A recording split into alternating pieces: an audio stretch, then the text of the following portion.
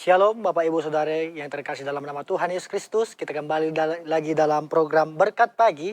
Sebelum kita memulai aktivitas kita mau mendengarkan renungan firman Tuhan yang terdapat di dalam Keluaran 30 ayat yang ke-7 sampai yang ke-8. Firman Tuhan.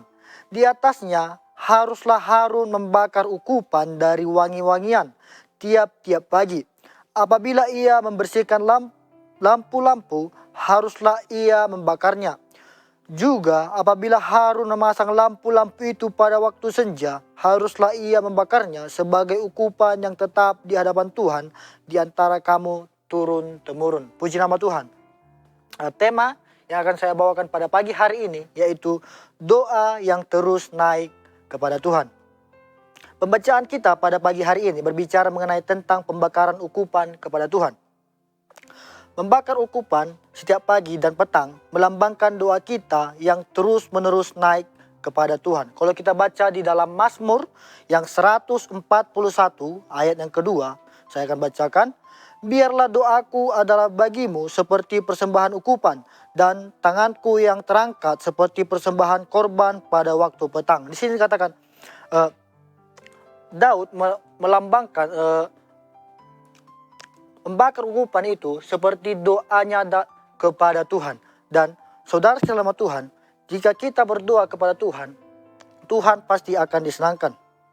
Ada beberapa poin yang akan saya bawakan pada pagi hari ini, yaitu tentang doa yang terus naik kepada Tuhan. Ya, poin yang pertama itu ialah doa harus menjadi kebiasaan, bukan hanya pada saat dalam keadaan yang tidak baik saja. Nah, poin yang pertama itu dikatakan doa harus menjadi kebiasaan kita. Kita harus melatih diri kita untuk terus menerus berdoa kepada Tuhan. Membiasakan hidup kita berdoa kepada Tuhan. Sini katakan, Harun membakar ukupan setiap pagi. Ini mengajarkan kita saudara yang terkasih dalam nama Tuhan. Sebelum kita melakukan aktivitas kita terlebih dahulu berdoa kepada Tuhan. Atau menaikkan ucapan syukur kita kepada Tuhan.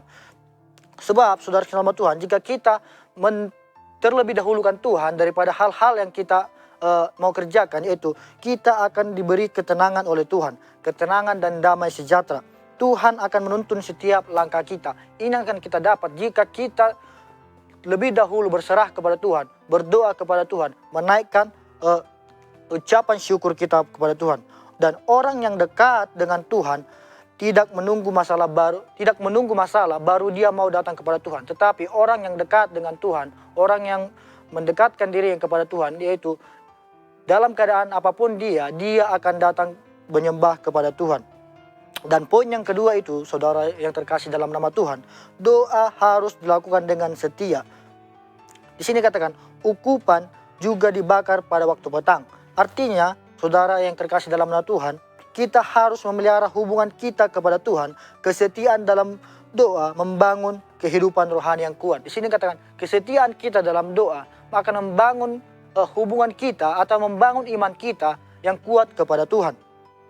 Ada salah satu contoh di dalam Alkitab yang dimana walaupun dia mengalami begitu banyak masalah, diremehkan, tetapi di dalam doanya terus menerus kepada Tuhan, dia dikuatkan. Contohnya itu ialah Hana, saudara selama Tuhan. Kalau kita lihat di dalam 1 Samuel pasal yang ke-1 ayat yang ke-3, sini katakan, saya akan bacakan. Orang itu dari tahun ke tahun pergi meninggalkan kotanya untuk maksud menyembah dan mempersembahkan korban kepada Tuhan semesta alam di Shilo. Sini katakan, di sini keluarga Hana untuk tahun ke tahun mereka mempersembahkan korban kepada Tuhan, berdoa kepada Tuhan. Dan kalau kita lihat mereka dari tahun ke tahun mempersembahkan korban kepada Tuhan. Dan kalau kita lihat di ayat yang ke-7, demikianlah terjadi dari tahun ke tahun.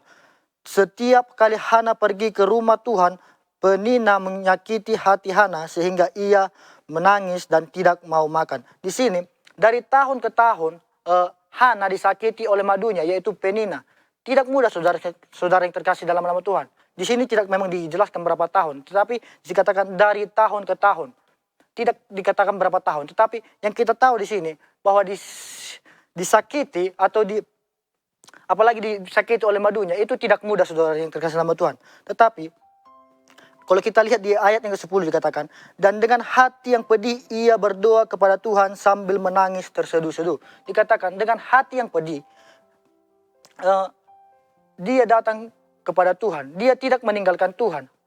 Bisa saja secara logika dia meninggalkan suaminya, meninggalkan Tuhan. Karena perbuatan oleh suaminya kepadanya juga tidak menyenangkan. Tetapi ia tetap datang kepada Tuhan. Dan kalau kita lihat di ayat yang ke-12, dalam Samuel pasal 1 Samuel 1 ayat yang ke-12 ini katakan, ketika perempuan itu terus-menerus berdoa di hadapan Tuhan, maka Eli mengamat-amati mulut perempuan itu. Di sini katakan, ketika perempuan itu terus-menerus, tidak putus-putusnya dia berdoa kepada Tuhan. Di sini katakan terus-menerus. Dan di dalam doa yang bertahun-tahun ini, dia memiliki hasil saudara sama Tuhan. Kalau kita lihat di ayat yang ke-20 dikatakan, maka setahun kemudian mengandunglah Hana dan melahirkan seorang anak laki-laki.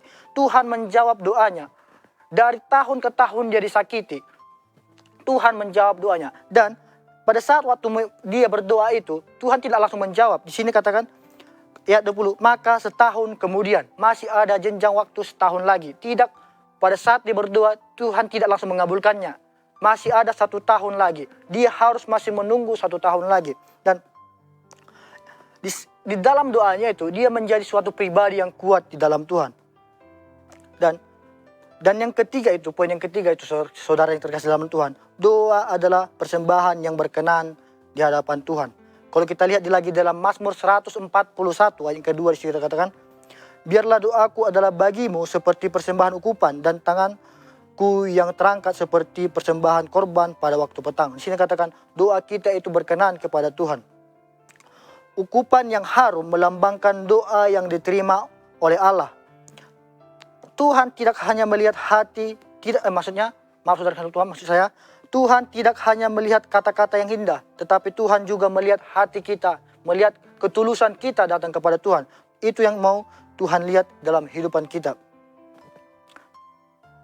Dan saudara selama Tuhan dapat bertahan dalam keadaan yang tidak mengenakan atau menyenangkan. Itu di saat kita memulai hidup kita berdoa, kita akan diberikan Tuhan kekuatan. Tuhan akan memberikan kita kemampuan untuk melewati setiap masalah yang ada. Maka saudara terkasih dalam nama Tuhan, jangan kita berputus-putusnya berdoa. Kalau kita kembali ke poin yang pertama dikatakan, kita harus memulai aktivitas kita. Sebelum kita memulai aktivitas kita, kita harus terlebih dahulu datang kepada Tuhan, mengucapkan syukur kita kepada Tuhan. Puji nama Tuhan. Dan ini yang diinginkan Tuhan di dalam kehidupan kita. Jika kita terus berdoa kepada Tuhan, Tuhan akan memberikan kepada kita sukacita dan kesabaran.